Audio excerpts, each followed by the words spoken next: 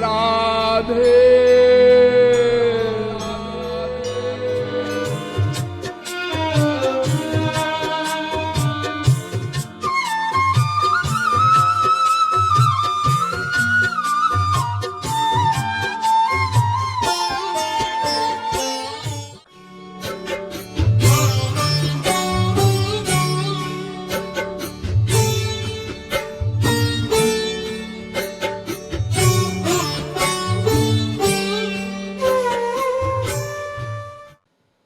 श्रद्धा पैदा करने के लिए क्या हमको घर छोड़ना पड़ेगा?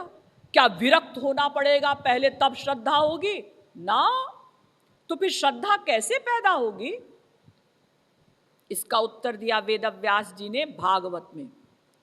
सताम प्रसंगान मम वीर्य संविदो भवन्ति हृत्कर्ण रसायनाः कथाः तज्जोषणादाश्वपवर्गवर्त्मनि श्रद्धा रतिर्भक्तिरनुक्रमिष्यति।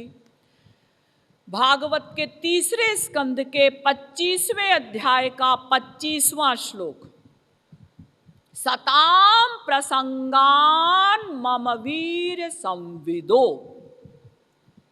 किसी वास्तविक महापुरुष के द्वारा भगवान की कथा सुनो। किसी थ्योरेटिकल प्लस प्रैक्टिकल महापुरुष के द्वारा प्रवचन सुनो, तब वो प्रवचन तुम्हारे हृदय को टच करेगा। देखिए, एक हाली विद्वान जो अभी महापुरुष नहीं है, पूर्ण महापुरुष नहीं बना है, केवल विद्वान है, वो कुछ प्रवचन बोलता है तो हृदय में वो इतना टच नहीं करता। फिर कोई कुछ भक्ति करता है, वो बोलता है तो और टच करता है। और जब एक वास्तविक महापुरुष प्रवचन बोलता है तो वो हृदय में धक्का देकर लगता है। तो वेदव्यास जी भागवत में श्रद्धा पैदा करने का उपाय बता रहे हैं कि सताम प्रसंगान मम वीर संविदो भवन्ति हृत्कर्ण रसायनाः कथाः। भगवान की रसदायिनी कथा किसी वास्तविक महापुरुष से सुनो तो क्या होगा? श्रद्धा रतिर भक्ति रनुक्रमिष्यति। तो श्रद्धा पैदा होगी, फिर रति पैदा होगी, फिर भक्ति पैदा होगी। क्रम से सब कुछ अपने आप आता जाएगा।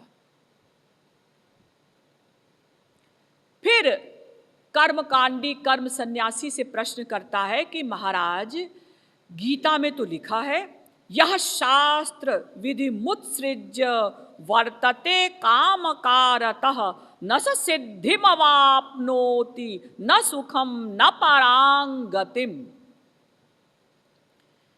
गीता के 16वें अध्याय का 23वां श्लोक। तस्मात् शास्त्रम प्रमाणन्ते कार्याकार्य व्यवस्थितौ। गीता के 16वें अध्याय का 24वां श्लोक। क्या मतलब? मतलब अगर कोई शास्त्र की विधि को छोड़ देता है, वेदों शास्त्रों में बताए हुए धर्म का पालन नहीं करता, तो न स सिद्धिमवाप्नोति न सुखम न परांगतिम। तो वो परम सिद्धि अपने यानी परम चरम लक्ष्य को नहीं प्राप्त कर सकता। वो परमानंद को न सुखम न परांगतिम, परमानंद को अंतिम गति जो है उसको नहीं प्राप्त कर सकता। इसका भी उत्तर दिया कि देखो, एक बात बताओ, वेदव्यास जी से बड़ा शास्त्रज्ञ कौन होगा? वेदव्यास जी से बड़ा वेदों शास्त्रों का विद्वान कौन होगा? वो वेदव्यास जी तो कहते हैं श्रुतिर्विभिन्ना स्मृतयोर्विभिन्ना नैको मुनिर्यस्य वचः प्रमाणम् शास्त्रस्य तत्त्वं निहितं गुहायां महाजनो ये न गतः सपन्थाः। महाभारत और पद्म पुराण में वेदव्यास जी ने लिखा कि देखो, श्रुतियों में अलग ढंग से लिखा है, स्मृतियों में अलग ढंग से लिखा है, पुराणों में अलग ढंग से लिखा है।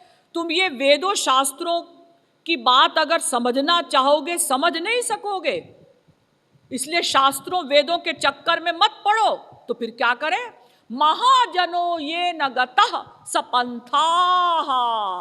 महापुरुष जिस रास्ते से होकर गए हैं, भक्ति मार्ग से होकर, उस रास्ते की ओर चलो। मुनि बहु मत बहु पंथ पुराणनि, जहां तहां झगड़ो सो। विनय पत्रिका में तुलसीदास जी ने भी लिखा कि भाई तुम इन ग्रंथों को पढ़ने के चक्कर में मत पड़ो। वेदों में क्या क्या कर्म धर्म बताया गया है, शास्त्रों में क्या क्या कर्म धर्म बताया गया है, इस चक्कर में मत पड़ो। क्यों? क्योंकि हर ग्रंथ में अलग अलग ढंग से लिखा है, तुम कंफ्यूज्ड हो जाओगे। श्रुति पुराण बहु कहे उपाई, छूटै ना अधिक अधिक अरुझाई। जितने ग्रंथों को पढ़ोगे सुलझोगे नहीं और उलझते जाओगे। अजी तो फिर क्या करें? तो सब वेदों का, समस्त शास्त्रों का, समस्त ग्रंथों का सार बताया वेदव्यास जी ने कि आलोड्य सर्वशास्त्राणि और विचार्य च पुनः पुनः इदमेकं सुनिष्पन्नं ध्येयो नारायणो हरिः। नरसिंह पुराण और स्कंद पुराण में वेदव्यास जी लिखते हैं, आलोड्य सर्वशास्त्राणि, मैंने समस्त शास्त्रों का मंथन कर डाला। क्या मतलब? मतलब समस्त शास्त्रों को पढ़ डाला और विचार च पुनः पुनः, और बार बार शास्त्रों को पढ़कर विचार किया। तो क्या निष्कर्ष निकला?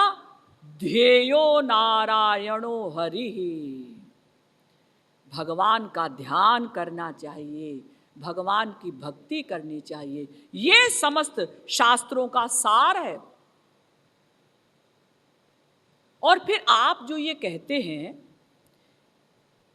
कि भाई गीता में ऐसा लिखा है, यह शास्त्र विधि मुत्सृज्य वर्तते काम कारतः, पूरा श्लोक ठीक से समझो। काम कारतः,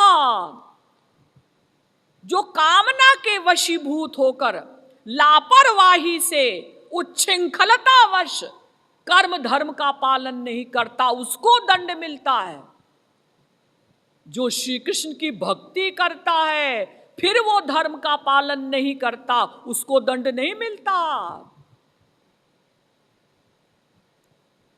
और शास्त्रों का आदेश क्या है? भाई वेद शास्त्र हमें क्या आदेश देते हैं? यही तो आदेश देते हैं, भक्ति करो। गुणातीतः स्थितः प्रज्ञो विष्णु भक्तश्च कथ्यते एतस्य कृतकृत्यत्वात् शास्त्रमस्मान् निवर्तते।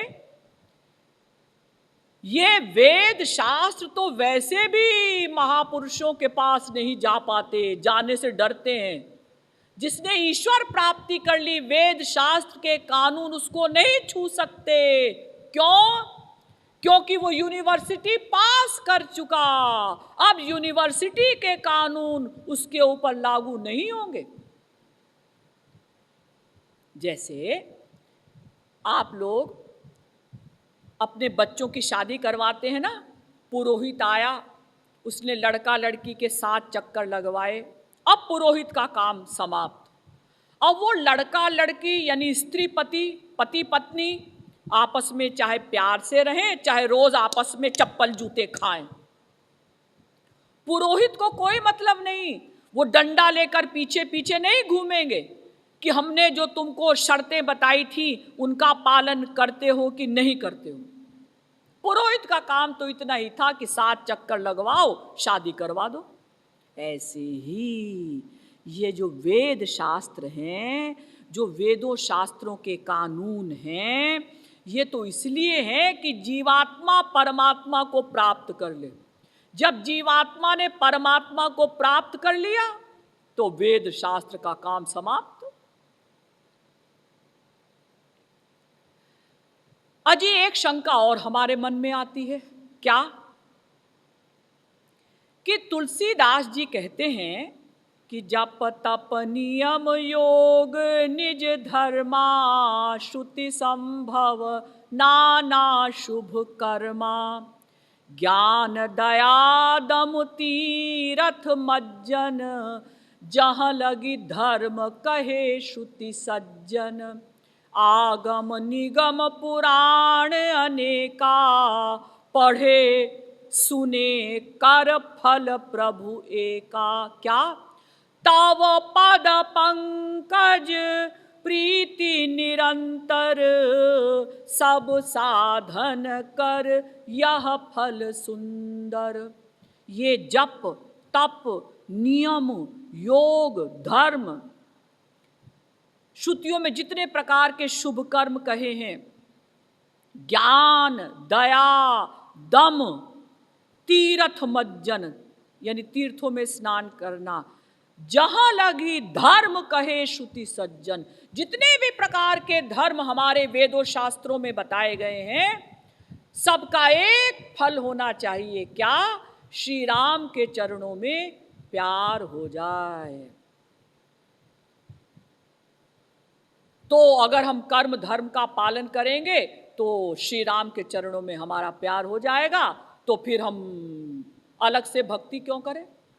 हाँ देखिए, तुलसीदास जी कहते हैं कि अगर किसी का धर्म का पालन करने से मन भगवान में लगने लगता है, भगवान से प्यार हो जाता है, तब ये जप तप नियम ठीक है। और अगर जप तप नियम धर्म का पालन करने से और भगवान की भक्ति नहीं बढ़ती, भगवान में प्रेम नहीं होता, तब तो ये सब निष्फल है। ये तो उन्होंने कहा है कि इन सब धर्मों का एक फल होना चाहिए। अगर होता है क्या फल कि श्री राम के चरणों में प्यार हो जाए, ये फल अगर मिलता है तो धर्म कर्म ठीक है, वरना फिर वो धर्म कर्म निरर्थक है। फिर एक प्रश्न और किया कर्मकांडी ने कि महाराज देखिए, आप कहते हैं भक्ति करो भक्ति करो भक्ति करो, हम भक्ति क्यों करें। हमारे शास्त्रों में तो लिखा है धर्मेण पाप मपा नुदति, धर्म से पाप नष्ट हो जाते हैं। तो जब धर्म करने से पाप नष्ट हो जाते हैं और अंतःकरण की शुद्धि के लिए ही तो भक्ति की जाती है, तो हम तो कर्म धर्म का पालन करके अंतःकरण की यानी मन की शुद्धि कर लेंगे, फिर हम भक्ति क्यों करें।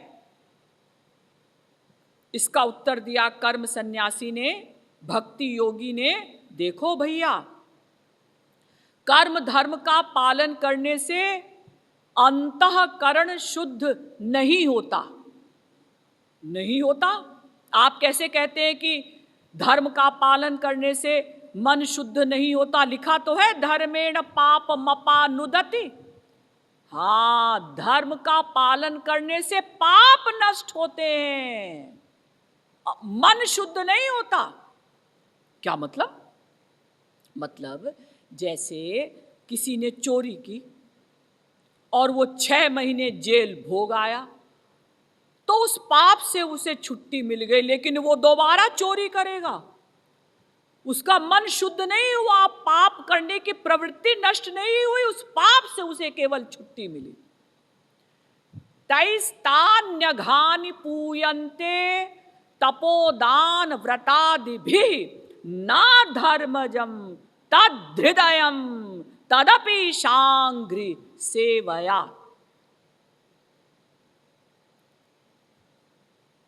भागवत के 6ठे स्कंद के पहले अध्याय का 17वां श्लोक। यानी वेदव्यास जी लिखते हैं भागवत में कि धर्म का पालन करने से, व्रत करने से, तीर्थ करने से, तपस्या करने से पाप नष्ट होंगे, हृदय शुद्ध नहीं होगा। ना धर्मजम तद हृदयम, हृदय शुद्ध नहीं होगा। तो फिर हृदय शुद्धि कैसे होगी? हृदय शुद्धि के लिए तो भक्ति करनी पड़ेगी। यहां तक कि आदि जगत गुरु शंकराचार्य जी तक ने लिखा कि शुद्धयति ही नान्तरात्मा कृष्ण पदाम भोज भक्ति मृते। बिना श्री कृष्ण की भक्ति के अंतःकरण शुद्ध हो ही नहीं सकता।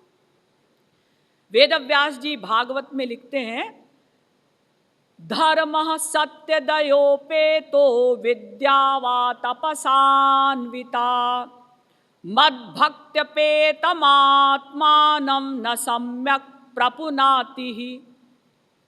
सत्य और दया से युक्त अगर कोई धर्म भी है, तपश्चर्या से युक्त ज्ञान भी है, लेकिन उससे हृदय शुद्ध नहीं होगा। हृदय की शुद्धि तो केवल श्री कृष्ण भक्ति से ही होगी।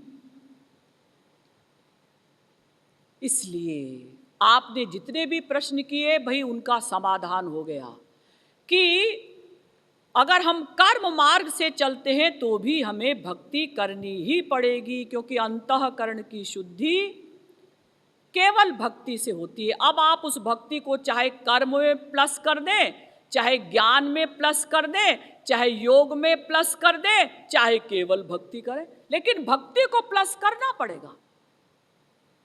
अब ईश्वर प्राप्ति का दूसरा मार्ग है ज्ञान मार्ग।